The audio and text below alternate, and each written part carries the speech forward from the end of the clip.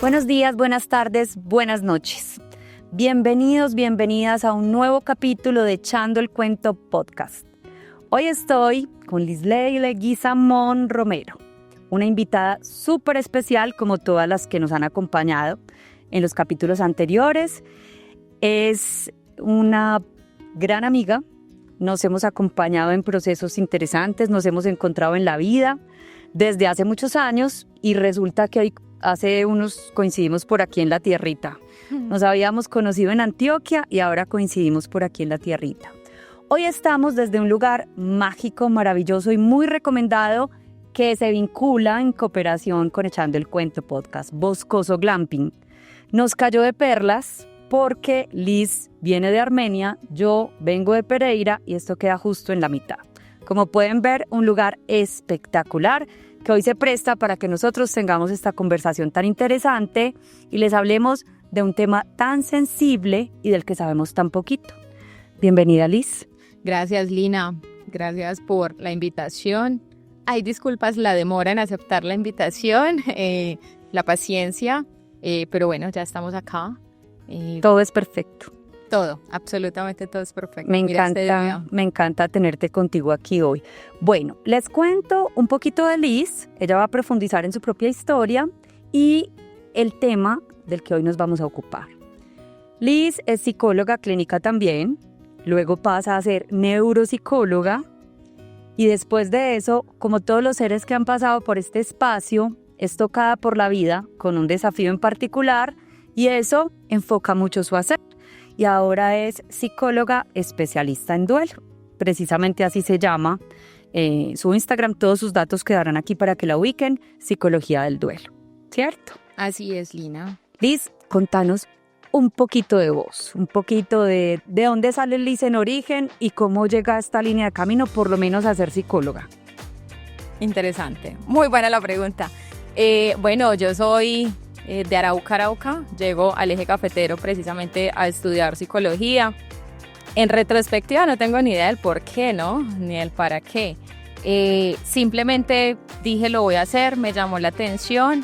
Era necesario migrar en ese entonces, yo tenía 16 años. Uno de mis hermanos estaba estudiando en Armenia, entonces por eso llego a Armenia.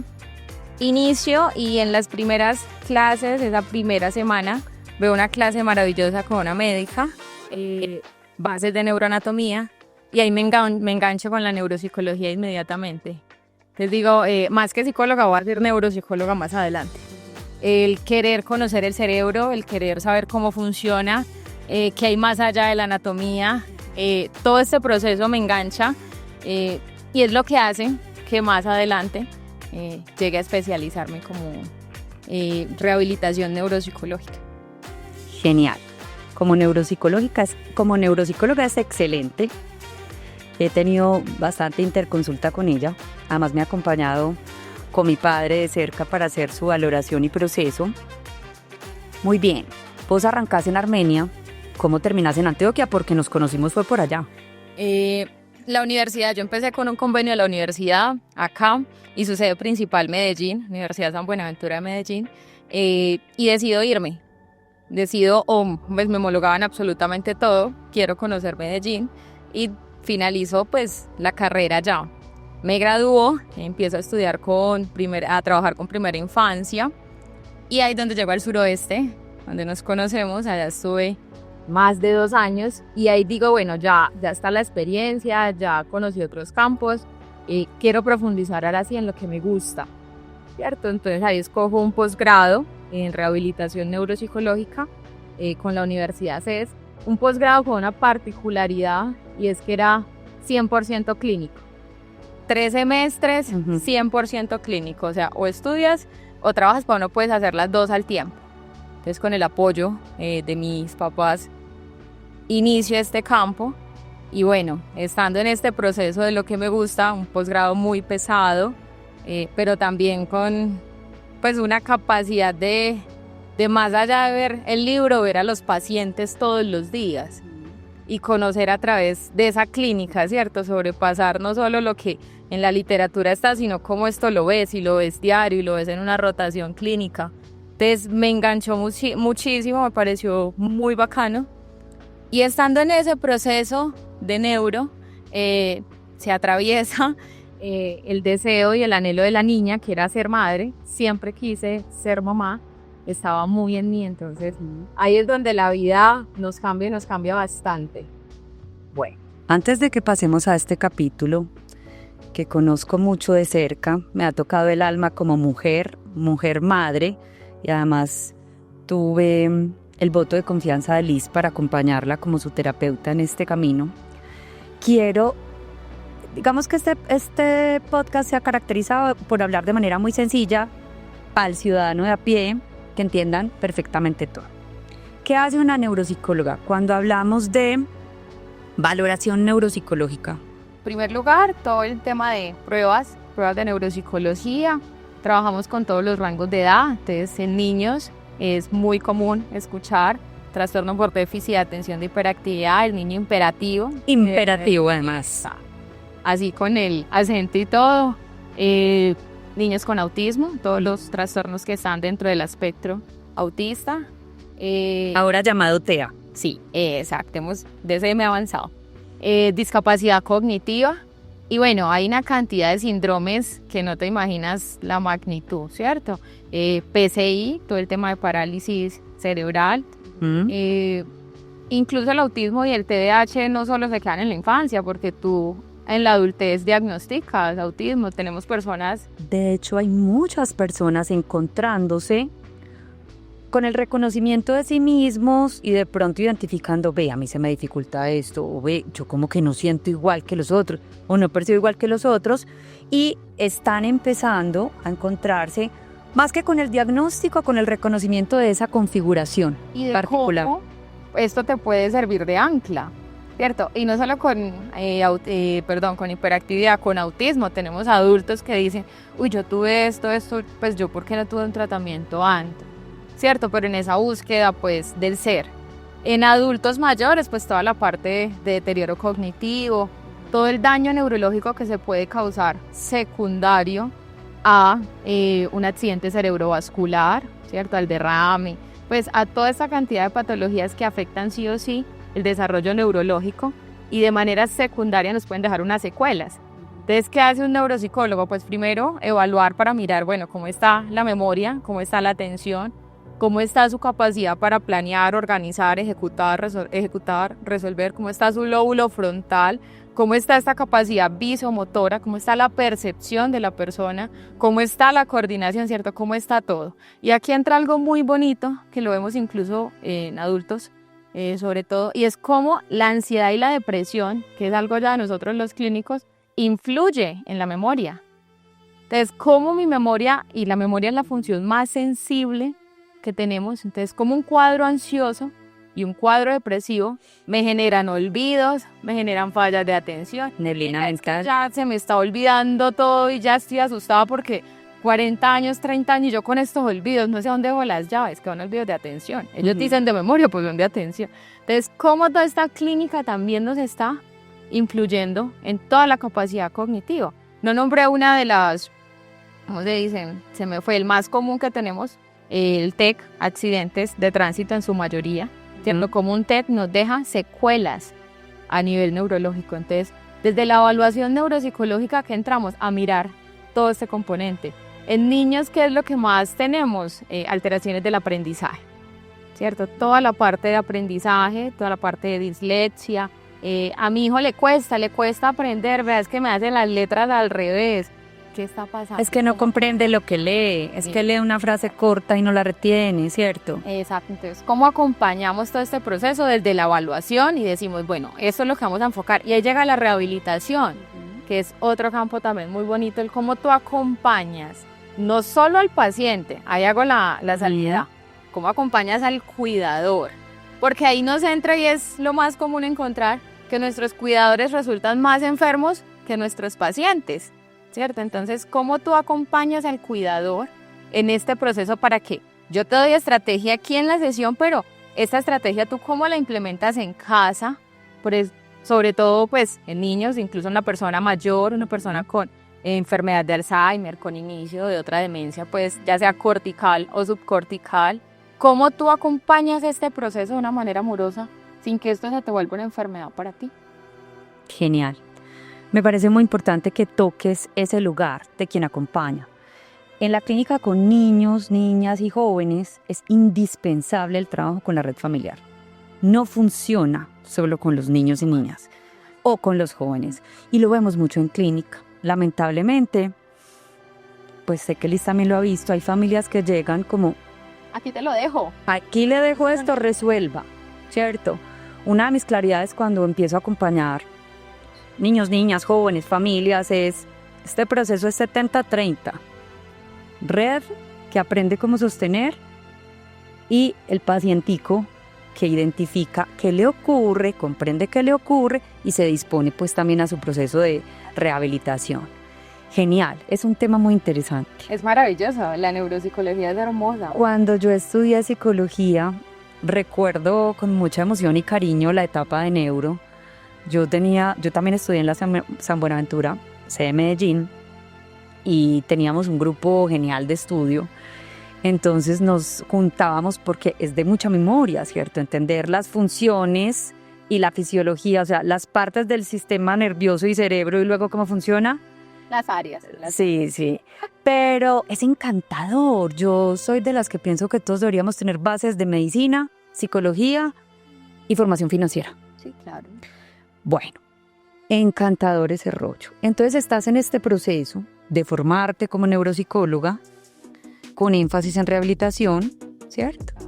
Y nos estabas hablando ahorita de que llega a tu vida El anhelo se hace esa realización del anhelo y la oportunidad también pues de pasar por unos aprendizajes muy significativos. Aquí es donde más agradecida yo me siento porque todos mis invitados han podido abrirse con sus historias personales y me parece que eso da mucho valor para que el público en general identifique que quienes estamos en estos campos de acompañamiento no somos robots. Por eso nunca nos podrá reemplazar una IA, nos va a apoyar una IA. ayudar mucho, pero no. Nos va a apoyar una IA, pero somos seres en evolución, con desafíos enormes muchas veces, yendo más allá de esos desafíos y tomándolos como herramientas, ¿cierto?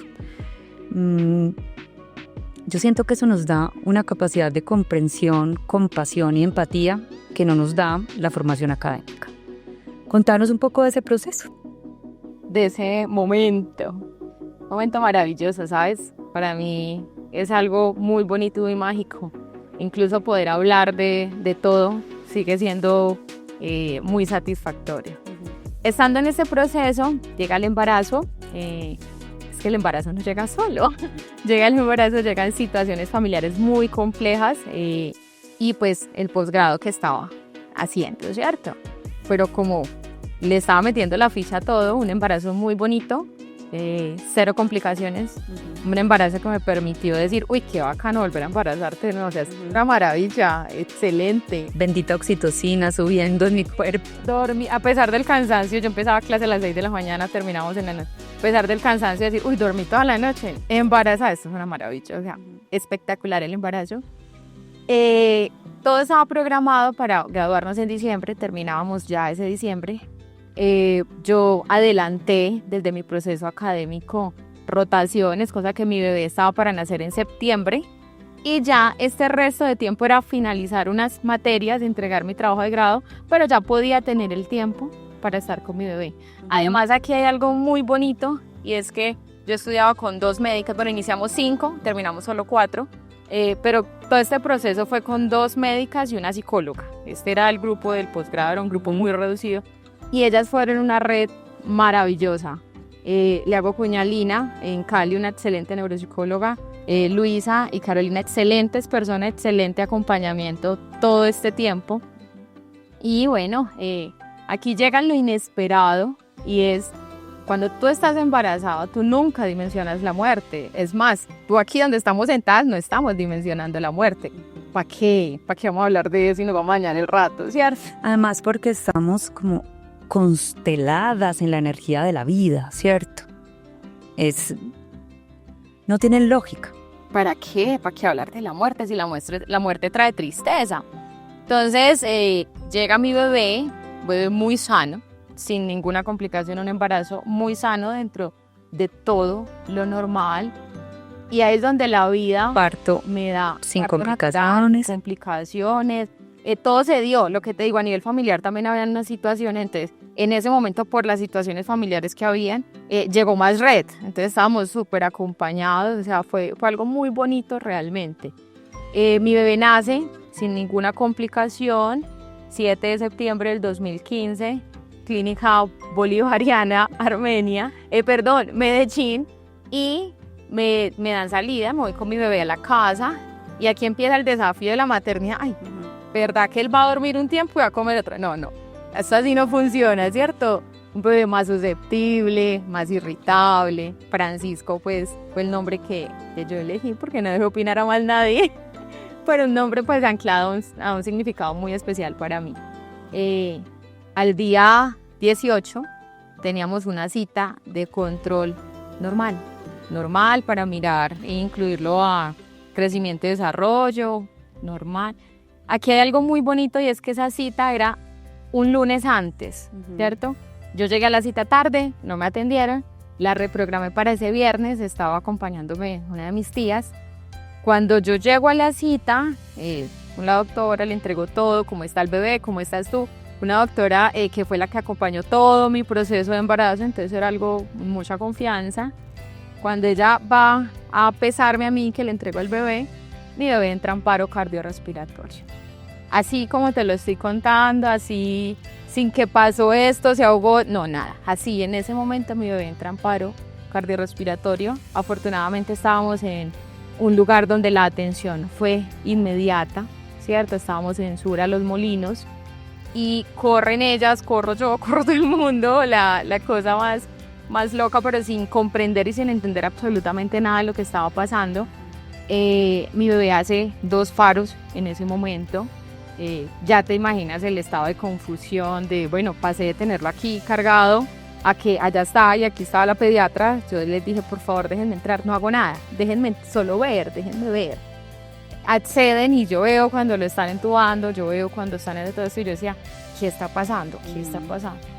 Sale una pediatra, en su momento, como lo dice, pues puede ser un poco brusco, pero esto no hay otra manera de decirlo, Lina. O sea, dime cómo me va a decir diferente. Ella me dice, Liz, mamá, tu bebé hizo 2 paros cardiorrespiratorios, tu bebé vuelve a entrar en paro y se va. Dime cómo reemplazan eso, cómo te decoran eso. No hay forma, ¿cierto?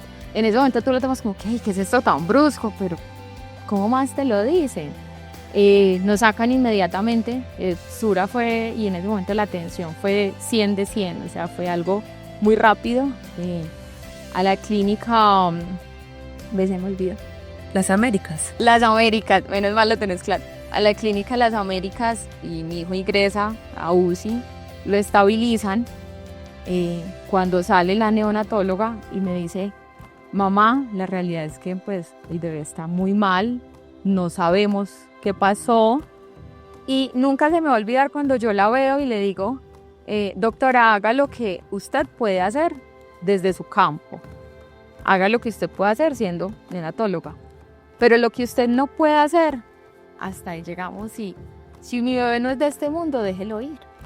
Ella me abraza, cosa que nunca pasa en la medicina, que el médico venga y te dé un abrazo, como que no es lo más usual, y me dice, mamá, así lo estamos haciendo. Así fue, pasaron 10 días, mi hijo estuvo en UCI 10 días ahí en las Américas, le hicieron todo lo humanamente posible, pues te estoy hablando de resonancia magnética, te estoy hablando de exámenes a corazón, te estoy hablando de exámenes metabólicos, todo para lograr establecer una causa que me dijera por qué mi hijo entró en paro. Mi hijo en ese momento pues ya tenía un daño neurológico irreversible porque era muy severo, eso nos lo mostró la resonancia, pero nunca, pues no sabíamos qué hizo que tú pasaras de estar bien, cargado, a entrar en paro. Fíjate, esa parte no había claridad, no hay claridad realmente en este momento.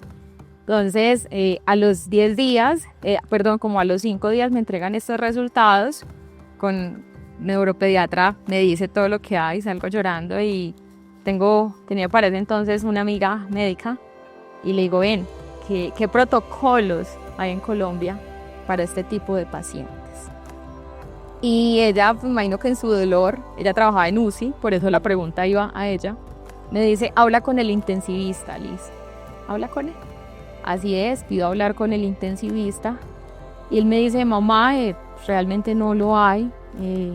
Ya tú decides si en caso de paro, pues reanimamos o qué hacemos. Y le digo, no lo reanimes más. O sea, mi hijo realmente tiene un daño ya muy severo. Además, tú estabas teniendo una lectura no solo como mamá que se dispone a elegir lo mejor para su hijo y que no se resiste desde su ego o su miedo, que es muy difícil cuando somos mamás, sino que tú tenías ya una formación específica para hacer una lectura de esos hallazgos que te estaban entregando, ¿cierto? Era muy difícil porque yo lloraba y mi familia lloraba a verme llorar. Y después ellos me decían, no entendimos nada de lo que dijo ese médico, pero si tú llorabas, ya sabíamos que todo estaba muy mal. Ese era el lenguaje, pues, para ellos. Y así fue, Lina, yo decido contra viento y marea, porque aquí empieza el tema del duelo, ¿no? La barrera más grande de duelo que yo encuentro es mi propia familia, ¿cierto? Ellos, las creencias de mi mamá, de mis papás, de mi red cerca, es la barrera más grande que en ese momento yo atravieso.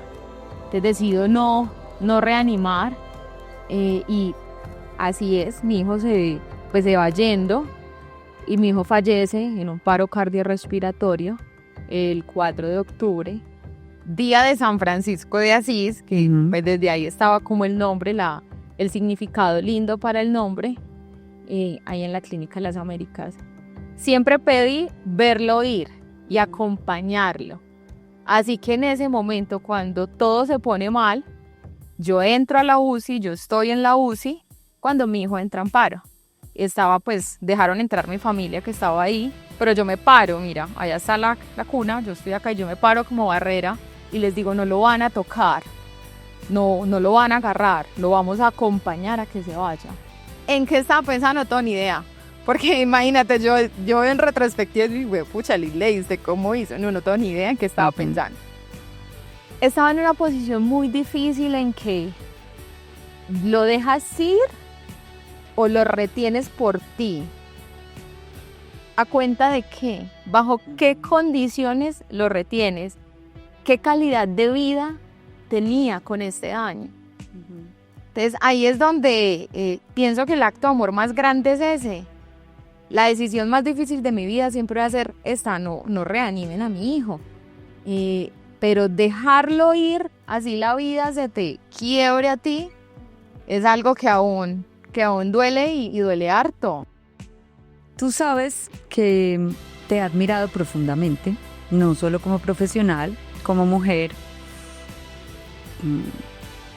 sino porque cuando tú preguntas, yo no sé cómo hice, ahorita hablábamos antes de grabar como la mirada que uno tiene de uno mismo y la mirada que el terapeuta que ha conectado con uno tiene de uno, ¿cierto? Es muy diferente. Es genial porque uno como terapeuta puede ver muchas cosas más allá del ego limitador de su paciente.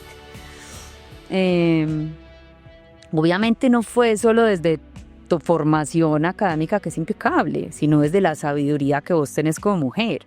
Ahí donde la ven también se forma bastante como mujer medicina y tiene una sabiduría muy grande para enfrentar los desafíos, pero también para acompañar. ¿Qué significa esto para ti y cómo redirecciona tu vida? Todo. Morí. Incluso hace poco en una conversación se lo dije a mi hermano, yo morí el día que entré a la UCI. El momento en que mi hijo muere y yo me tiro al piso, fue el acto más simbólico de muerte, o sea, me caigo cuando yo me cuenta, tengo a mi mamá al lado, de ¿qué pasó aquí? O sea, cuando reaccionamos fue diferente. Yo morí ese día, ese 4 de octubre del 2015. La persona que sale de allí es totalmente diferente. Y mira cómo dices esto de redirecciona tu vida de una manera impresionante, porque terminé mi posgrado, ya era un proyecto, dije, lo vamos a hacer. El acompañamiento de mi familia, eso fue en octubre, nos grabamos en diciembre, fue 100 de 100, o sea, fue una cosa impresionante. Pero decido decirle a la neuro, ¿sabes qué? Me encanta, es maravilloso, pero te voy a dejar a un lado. Es más, siéndote muy honesta, yo no pensé volver a ejercer neuropsicología en mi vida. Yo esto lo dejé aquí, quietico, eche para allá, que yo me voy a enfocar a otras cosas. Es que te graduaste con el caso clínico más complejo que ibas a tener. Es más, la universidad se tiene clara la historia. O sea, esto no solo impactó mi vida, nosotros lo hablábamos después y mis compañeras también decían el cómo las tocó a ellas, el cómo tocó a los profesores, o sea, esto fue algo que impactó un entorno muy grande, o sea, estamos hablando hace 10 años atrás, un posgrado clínico de neuro y todos nos quedamos sin saber qué pasó con este bebé que todos vimos en la barriga y del que todos hablábamos. ¿Qué pasó, Lisley? No tenemos ni idea. Entonces fue algo que no solo me impactó a mí, los impactó a todos, a toda mi red. Te estoy hablando de un duelo, de una muerte, que fue la primera muerte también cercana a mi familia, porque pues yo nací, mi abuela ya no estaba, ¿cierto? Mis tíos están enteritos, mis primos también, o sea, no hay muertos frecuentes, así como tú vas a conocer familias donde sí, hay muchas muertes seguidas, en la mía no. Entonces, de hecho, en nuestra cultura se repite con frecuencia que el duelo por la pérdida de un hijo no tiene nombre, ¿cierto? No tiene, la literatura no lo reconoce. Y de hecho, aunque este capítulo pues se enfoca en el duelo como tal, en ese proceso que toda persona tiene que experimentar ante una pérdida, un cambio, una renuncia, ¿cierto? Hoy vamos a darle un poquito de fuerza a esos duelos innombrables. No reconocidos. Así es, entonces fue algo que me dijo, venga Lisley, que por aquí no es. Muy bacano este cuento, muy bacano este viaje, pero el ego también estaba muy infladito, entonces para allá no es, ¿cierto? Entonces ahí decido. Sin embargo, cuando yo llego a Pereira, llego a trabajar como neuro, o sea, yo me gradué y dije, bueno, lo voy a intentar, voy a hacerlo, pues acaba de terminar. Es una inversión altísima. Grandísima, a la que hay que sacarle provecho también. Llego a Pereira y empiezo a trabajar en un centro de neuro, trabajé más o menos 3-4 meses, hasta que ya la crisis explota del todo. Aquí quiero resaltar algo muy bonito y es que cuando yo llego a Pereira, tú llegas a Pereira, y a mí me llega un correo. Hola a todos, ¿cómo están? Voy a ofrecer mis servicios de aquí en adelante en Pereira. Y yo, Lina volvió, Lina está acá. Ahí es cuando te escribo y digo, Lina, acompáñame en este proceso. Yo creo que para ti fue, Liz va a hacer terapia. ¿Qué pasó con Liz? No tengo ni idea. Atender a una colega tiene unas particularidades, pero además fue completamente inesperado cuando en esa primera cita yo me encuentro con esta historia que me conmueve, aún lo hace mucho hasta el tuétano, ¿cierto? Soy madre, pero nos dio la oportunidad, yo creo que bella, fue de mucho aprendizaje para ambas, de resignificar un poco esta historia, ¿cierto? Total. Y de que tú empezaras a sentar esta nueva dirección. Para allá voy, porque no sé si tú lo recuerdas, y llego a tu consultorio y me siento y me dices, bueno Liz, ¿qué ha pasado en este tiempo? Y empiezo a contártela toda, desde el comienzo hasta el final. Y tú al final me dices como que, pero yo estaba así, tranquila, es más, puedo tener más emoción hoy que ese día. Y me dices algo como que, Liz, tú sí has notado que estás hablando de tu historia, que es tuya. Que no es una presentación de caso clínico con una colega. Que es tuya, Liz, que esto te pasó a vos, o sea, y yo le digo como que, hey, sí, y por eso estoy aquí, porque esa emoción es la que no se ha permitido. Entonces ahí inicia el proceso contigo, es más, es un proceso que aún está, ¿cierto? Porque lo bonito y lo maravilloso de este proceso van a ser 10 años, es que yo todavía hablo del tema con mis amigos, con mi familia, con las personas cercanas, y ellos se permiten escucharme. Es más, muchas veces la conversación no puede iniciar conmigo, empieza por alguien más y todos estamos en la disposición de escuchar. Y ahí te hago una salvedad. No es que el duelo no se supere, porque eso es lo que nos están vendiendo. Uh-huh. Que si tú hablas de esto tiempo después, no, pues tú no has superado ese duelo. Tú no te sigue doliendo igual. No, usted perdió esa plática porque eso no va por ahí, ¿cierto? Entonces te aclaro esto, ¿por qué? Porque yo puedo hablar de mi hijo, porque es mi hijo, vino de mí, nace de mí, a través de mí, en 20, 30 años. Y en 30 años me puedo sentar y me puede doler y puedo llorar. Claro. Y no por eso me quedé anclada en esta fase de dolor, ¿cierto? Entonces, ahí hago como esa aclaración y se la hago pues a todos los que nos van a ver. Pienso que la necesidad de hacerlo es empezar a quitar un poco la culpa. Ve, permítetelo, llóralo, siéntelo en el cuerpo, porque es que el duelo se siente en el cuerpo. Duelo viene de dolor, juepucha. El duelo duele. El alma, te está doliendo la vida, te estás rompiendo. Que tal vez mañana va a estar mejor, sí, pero te estás rompiendo. Permítete eso, permite que se rompa de ti.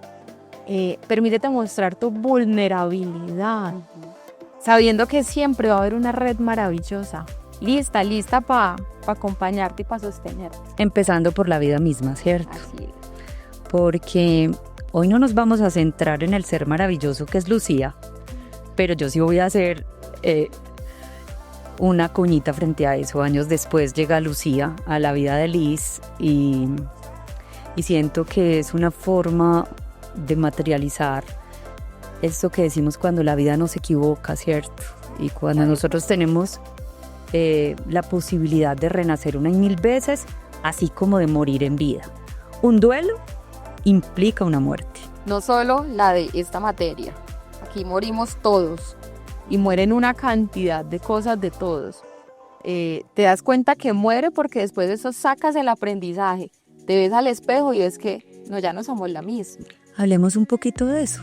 Empecemos a profundizar un poco en lo que significa el duelo, sobre todo desde tu mirada de especialista, que además a mí me encanta. Hay algo muy bonito y es que yo te dije ahorita que la barrera más grande que encontré con el duelo fueron las creencias que hay de mi familia y las de muchas. Que refleja lo sociocultural finalmente, que reflejan cómo nos criaron en general. Entonces por allá mi hermano quería dormir con la cobija y mi tía escondida lavando la cobija. Cosas así de simple. Entonces cuando yo les digo déjenme llorar, déjenme gritar, déjenme sentirlo, y me dicen, mamita, pero déjelo descansar. Mamita, es que si usted llora, no descansa. Mamita, era un bebé. Mira esto, era un bebé. Pues no había vivido mucho.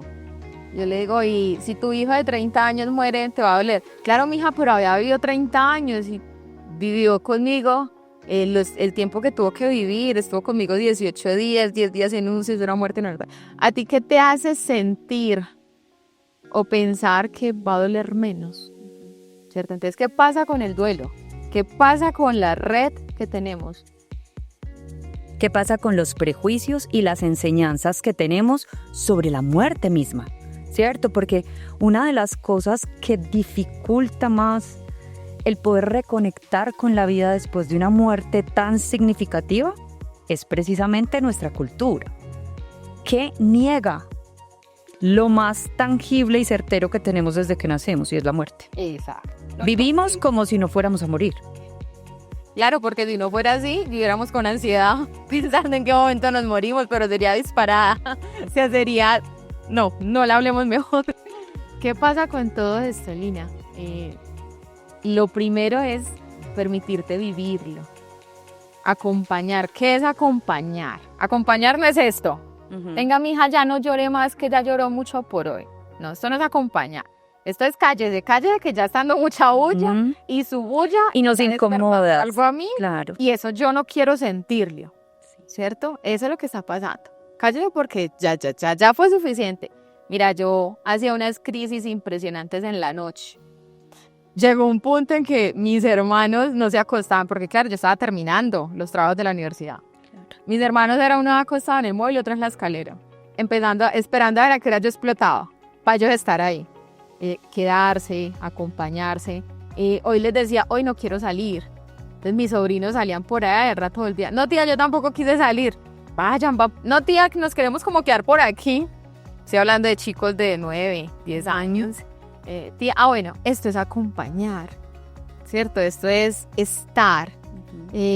En ese momento hubo una red de apoyo que en la actualidad, pues por circunstancias de la vida no está, pero una red de apoyo que fue maravillosa, ¿cierto? El estar ahí para que yo llorara, para que gritara. Yo tengo una agenda en la que empecé a escribir todo lo que sentía, cómo lo sentía. Inicialmente lo hacía muy seguido, ya con el tiempo fue cada año, cada 6 meses. Pero cómo conecto con la muerte y cómo conecto con la energía de mi hijo posterior a la muerte, ¿cierto? Entonces yo me sentaba y así como por este espacio, empezaba a hablarle, empezaba a sentir, empezaba a decir, ve, estás acá, te siento, haces parte de mi vida.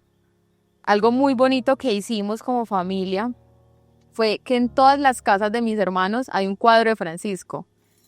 ¿Con cuál intención? Con que mis sobrinos, ya hoy estoy hablando de adolescentes, supieran que un primo llegó, no está, pero que llegó y existió. Y que tiene un lugar en este sistema familiar. Y que los que llegaron después supieran que él existió, ¿cierto? Aquí entra algo muy bonito y es lo que tú me decías. Yo tengo una hija de 6 años, Lucía, luz en todo su esplendor. Lucía llora en la actualidad. Lucía sabe que tiene un hermano mayor que ella, que extraña, y a veces puede llegar llorando y me dice, mamá, es que extraño mucho a mi hermano. Yo simplemente la abrazo y le digo, yo también lo extraño mucho. Ven, hacemos un dibujo, ven, estamos con él, ven, compartimos con la energía de él. Es una abeja y me dice al rato, es que si yo siento que mi hermano me vigila. Le digo, ok, ¿no será que te cuida? ¿Qué estabas haciendo que sientes que te estaban vigilando? No, nada, bueno, ¿cierto? Pero ella ha vivido el duelo de su hermano. Ella sabe que tiene un hermano, sabe que el hermano es mayor. La referencia, no tengo sobrinas gemelas, la referencia es que el hermano es mayor que las primas, que él nació antesito, entonces yo tengo un hermano mayor que ustedes, les dice. Entonces ha sido muy bonito, no solo acompañar este duelo de mi hija también, que nace, crece, pero sabe que hay alguien que se hace parte de esta familia. Mi mamá, por ejemplo, es una persona muy católica, una fe muy bonita, y ella decía, pues cómo nos pasan estas cosas, ¿cierto? Como Dios permite. Que puede ser una fe muy bonita, pero que propone de alguna manera este Dios castigador, ¿cierto? Exacto. Entonces, ¿cómo nos pasan? Ya con el tiempo han aprendido a verlo diferente, a ver la muerte diferente. Entonces yo me siento y les digo, Liz, ¿por qué vas a hablar de muerte? Y yo, ¿qué es lo que nos va a pasar a todos? Listo, ¿estás preparada para que el no te vaya? No, me va a doler mucho. Pues, ¿qué le vamos a hacer? Entonces, cuando quiero como darles más duro, le digo, ya me van a cremar, a mí no sé qué. Ay, Liz, ya no empieces. ¿Y por qué? Si esto es lo que tememos y esto es lo que vamos a hacer. Y podríamos extender la invitación a todas las personas que empiecen a identificar una prevención muy grande, ¿cierto? O incluso estados de mucha angustia o mucha ansiedad cuando piensan en su propia muerte o en la de sus seres amados. Yo pensaría que nosotros como seres humanos y en esta cultura, la única muerte que alcanzamos como a contemplar como posible, no queremos mirar para allá, y si de pronto lo contemplamos, sufrimos de antemano, es como la de la línea de nuestros mayores, nuestros abuelos, nuestros padres, que sabemos que algún día esto va a pasar, que esto en algún momento va a llegar, pero es como una pinceladita en la realidad psíquica, pero no, para allá no miro. Si ustedes, cualquiera de ustedes, reconoce que es muy fuerte su temor, su prevención, esto es importante buscarle un espacio terapéutico desde antes.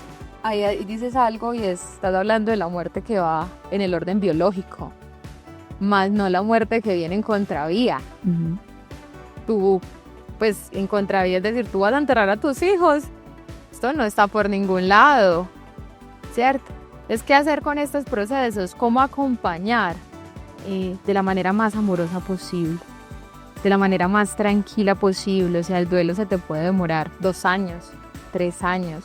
Van a emerger una cantidad de recursos propios que la persona no sabe que tiene y él va a estar bien, esta persona va a estar bien. Eso es lo primero, como que yo les digo siempre, no, pero doctora, está muy mal. Sí, hoy está muy mal. Y necesita estarlo, ¿cierto? Porque hace parte del duelar. Pero recuerda que esto es temporal, o sea, él no va a durar así porque ahí viene como este concepto de la impermanencia, y no va a estar así toda su vida. Usted es que nunca va a trabajar, hoy no quiere trabajar, hoy quiere renunciar, déjalo que se permita explorar otras cosas, déjalo que se permita otra circunstancia. Entonces, estos duelos más reconocidos que son la muerte neonatal, perinatal, gestacional, aún los abortos espontáneos, aún cuando tú eliges, ¿cierto? Que aquí no vamos a entrar en debate pues con todo lo que sucede en pro de el estar a favor o en contra del aborto,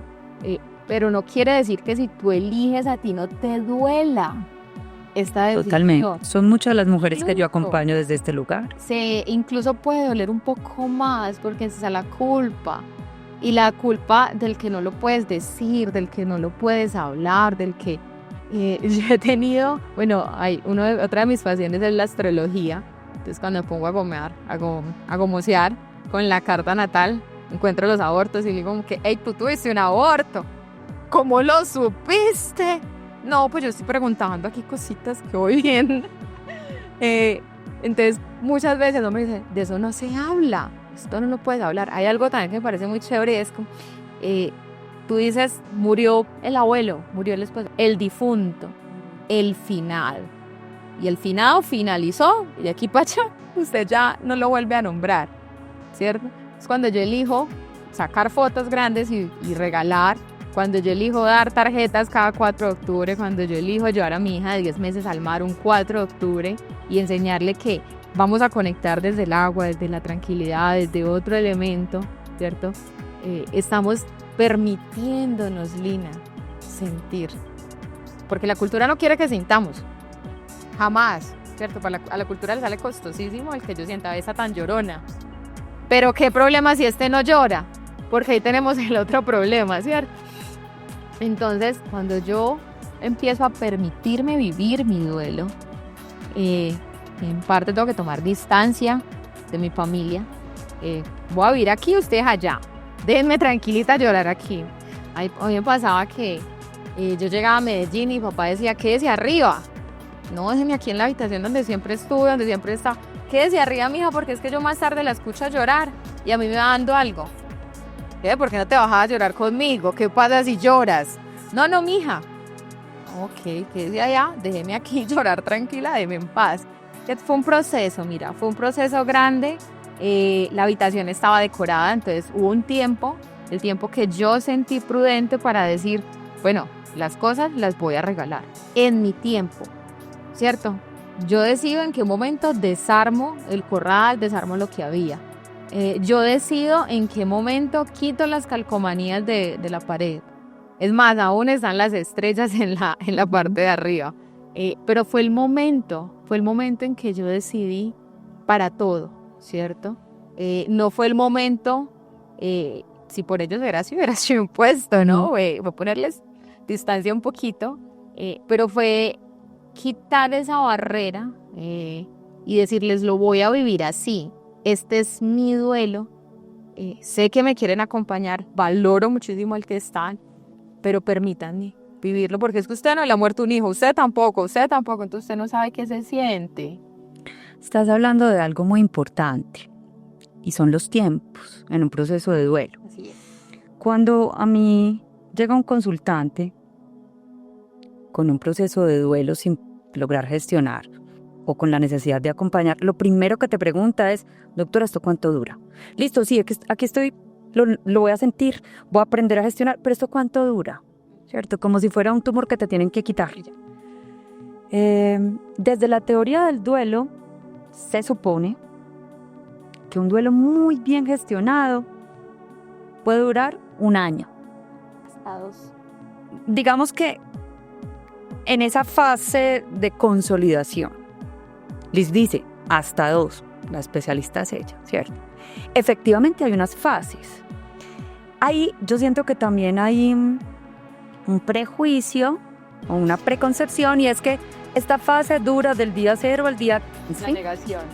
Sí, yo relaciono más el proceso de duelo como con una montaña rusa, ¿cierto? Entonces va a haber una bajada, una subida, una curva, nos devolvemos, otra bajada, otra subida, Y más que fases que son consecutivas, son procesos que incluso a veces pueden superponerse, ¿no? Así es. Contanos un poquito de eso. Lo primero es la negación, ¿no?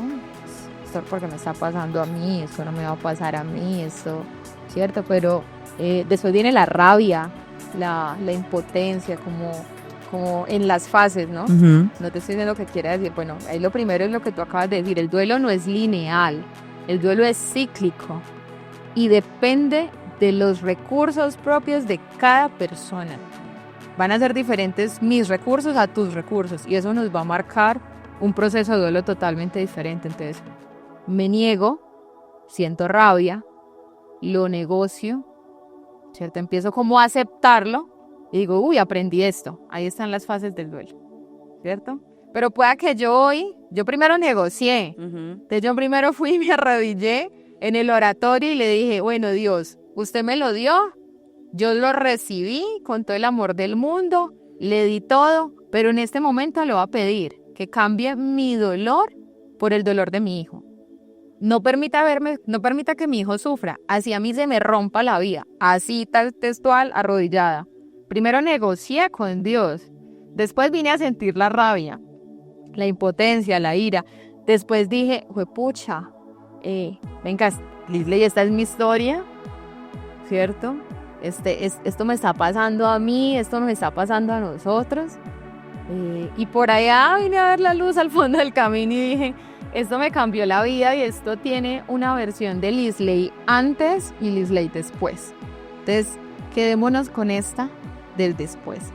Y en esta del después es también cuando un día me siento y digo, en esta adelante hay muchas cosas que rescatar, ¿cierto? Y es este amor por los procesos cognitivos. Entonces, me voy a permitir, con muchos empujones, retomar y saco el aprendizaje y digo, no todo tiene que estar anclado al dolor, no era malo lo que estaba pasando. Me di el tiempo, lo dejé descansar, seguía leyendo, seguía sabiendo el tema, actualizando, pero no me permitía ejercerlo. Mira que en estos tiempos hay algo muy bacano y es que ese primer año yo no hice consulta individual. Yo me dediqué solamente a trabajos grupales. Trabajé con grupos de mucha violencia post-conflicto, pero solo grupal. Yo como terapeuta tenía claro que en ese momento de mi vida no estaba para... No estabas disponible. Un proceso individual a nadie, entonces que primero tenía que verme yo.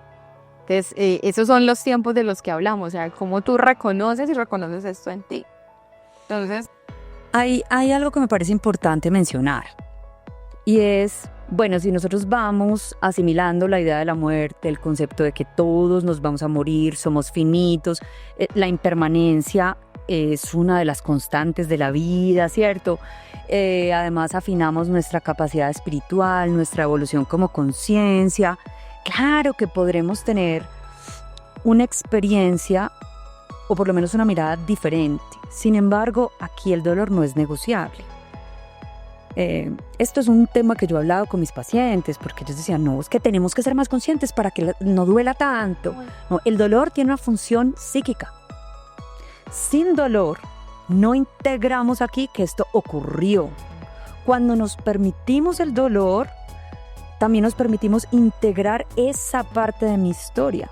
Y además, en un duelo tan significativo se da incluso un cambio, una reestructuración neurológica, ¿cierto?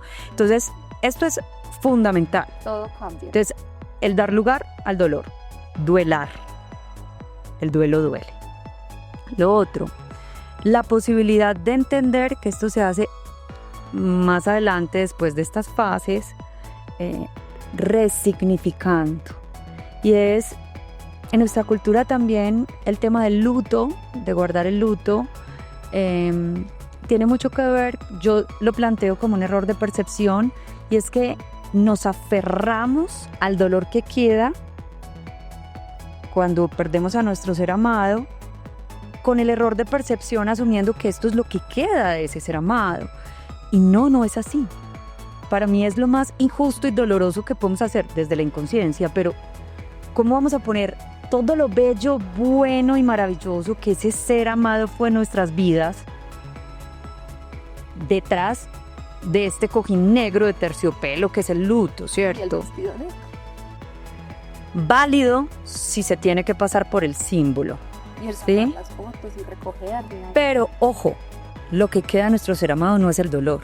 El dolor hay que sentirlo y luego dejarlo ir para volver a poner en ese lugar la memoria de lo bello, lo bonito y lo bueno que fue nuestro ser amado. Y ahí es donde empiezas a honrar la vida, a honrar también el recuerdo, ¿cierto? Yo les digo, ¿con qué te quedas de tu papá?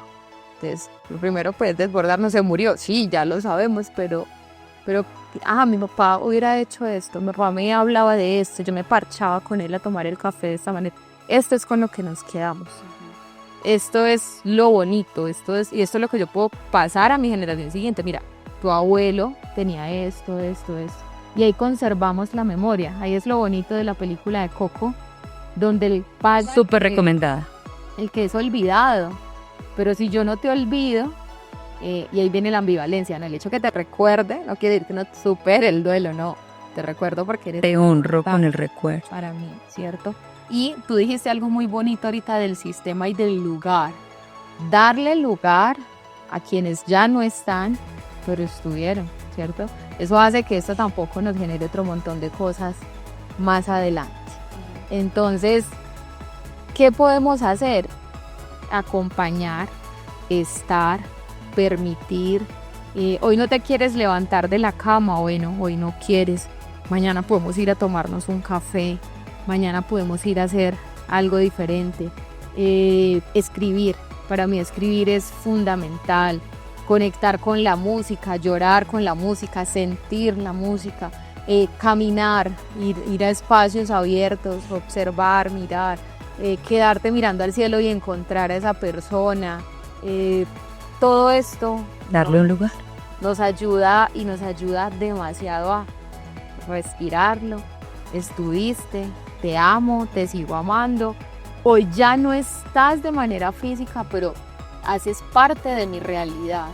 Desde el enfoque sistémico se propone nombrarlo: te amo, honro la historia que vivimos juntos y te doy un lugar en mi corazón. Liz, este es un tema que da para libro, otro capítulo, otros más, porque son muchos los duelos que pueden entrar en la categoría de innombrables, ¿cierto? No reconocibles fácilmente. Este es tal vez el capítulo más largo y su merced pensaba que no íbamos a tener la capacidad de hablar sobre esto por mucho tiempo.